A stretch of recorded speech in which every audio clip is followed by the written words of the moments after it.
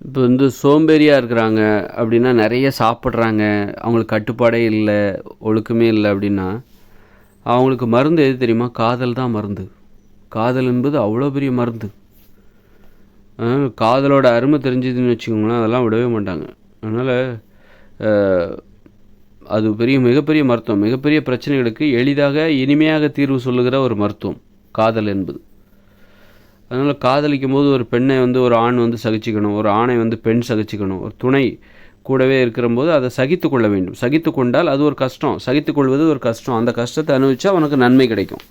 காதல் என்பது இனிமையானது, ஜாலியானது. அப்படி நீ இன்னொருத்தரை ஏற்று தனிமையாக இருக்கிறது தான் எளிதானது.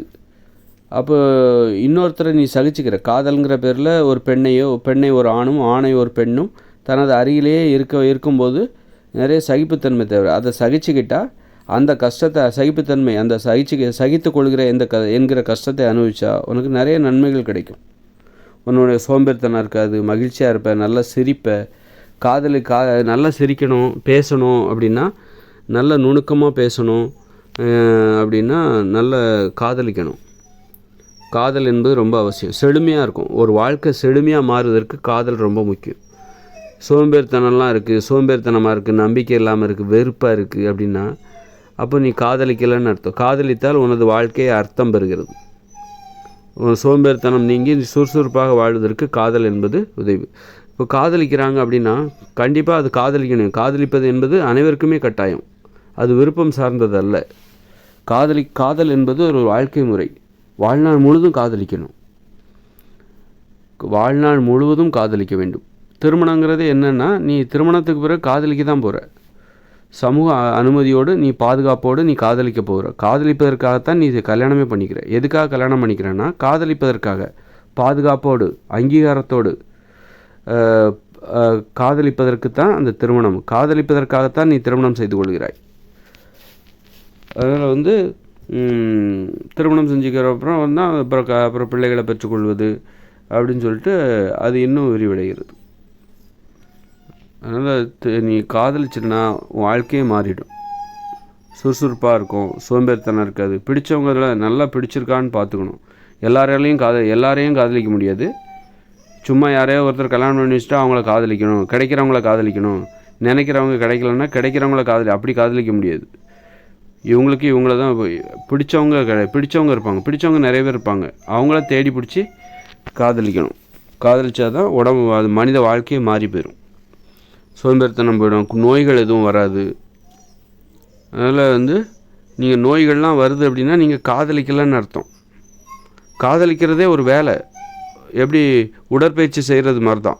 உடற்பயிற்சி செய்யாமல் கூட நம்மளால் இருக்கலாம்ல. உங்களுக்கு பிடிச்சவங்க உங்களுக்கு மனைவியாக வரலாம், கணவனாக வரலாம். ஆனால் காதலிப்பது என்பது ஒரு கடமை. அது வந்து காதலிக்கணும், நம்ம மெனக்கிட்டு செய்யணும். உடற்பயிற்சி செய்கிற மாதிரி தான், நடைப்பயிற்சி செய்கிற மாதிரி தான். நம்ம விளையாடாமல் இருக்கிறோம்ல, விளையாடணும். டெய்லி விளையாடுறது எவ்வளோ கஷ்டம், நல்லது. அது விளையாடுறது நல்லதுன்னு நினச்சி நம்ம விளையாடுறோம்ல, அதே மாதிரி தான் காதலிப்பது நல்லதுன்னு நினச்சி நம்ம காதலிக்கணும். சும்மா உங்களுக்கு பிடிச்சவங்கள கல்யாணம் பண்ணிட்டாலே போதாது, அவங்ககிட்ட பேசணும். தினமும் 1/2 மணி நேரம் 1 மணி நேரம் பேசுவதற்கு நேரம், காதலிப்பதற்கு நேரத்தை செலவிடணும். அப்போ தான் நீங்கள் அதன் பயனை பெற முடியும். சும்மா வந்து பிடிச்சவங்கள கல்யாணம் பண்ணதுக்கப்புறம் நிறைய பேர் என்ன பண்ணுவாங்கன்னா, பிடிச்சவங்கள கல்யாணம் பண்ணுறது வரைக்கும் அவங்க என்ன பண்ணுவாங்க, காதலிப்பாங்க. கல்யாணம் பண்ணி முடித்தோடனே அவ்வளோதான், வேலை முடிஞ்சுது.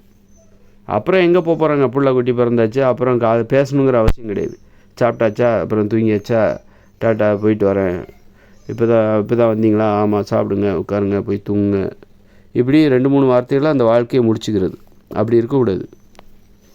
அதனால் காதலிக்கணும் அப்படின்னா பிடிச்ச ஒருத்தையை கல்யாணம் பண்ணிட்டாலே காதல் அவ்வளோதான், முடிஞ்சு போச்சு கிடையாது. எப்படி கல்யாணத்துக்கு முன்னாடி காதலிச்சிங்களோ அதே மாதிரி கல்யாணத்துக்கு அப்புறமும் காதலிக்கணும். காதலிப்பதற்காகத்தான் நீ கல்யாணம் பண்ணிக்கிற. இவன் என்ன நினைக்கிறான்னா, கல்யாணம் பண்ணுறதுக்காக தான் காதலிக்கிறோம், கல்யாணம் பண்ணியாச்சுல அப்புறம் எதுக்கு காதலிக்கிற? எப்படியா கல்யாணம் பண்ணிக்கணும், பிடிச்ச ஒரு பொண்ணையோ ஆணையோ கல்யாணம் பண்ணிக்கணும், அதுக்காக காதலிக்கிறோம்ப்பா. கல்யாணம் பண்ணதுக்கப்புறம் எதுக்கு காதலிக்கிற? அதான் கல்யாணம் பண்ணியாச்சுல்ல அப்படின்னு நினைக்கிறாங்க. நம்ம காதலிப்பதற்காகத்தான் கல்யாணம் பண்ணிக்கிறோம், காதலிப்பதற்காகத்தான் கல்யாணம் செஞ்சுக்கிறோம் அப்படிங்கிறத தெரிஞ்சுக்கணும். திருமணம் செய்து கொள்கிறோம் என்பதை தெரிந்து கொள்ள வேண்டும். வாழ்நாள் முழுதும் காதலிக்கணும். அப்போ தான் மனுஷங்க அதனால் ஏற்படுற நன்மை பல மடங்கு. நோய்கள் வராது, மகிழ்ச்சியாக இருக்கலாம், நல்லா பேசலாம், சிரிக்கலாம், கற்பனை திறன் அதிகமாகும், சோம்பேறித்தனம் இருக்காது. வாழ்க்கையை அப்போ தான் நீங்கள் அனுபவிப்பீங்க, இல்லைன்னா வேஸ்ட்டு.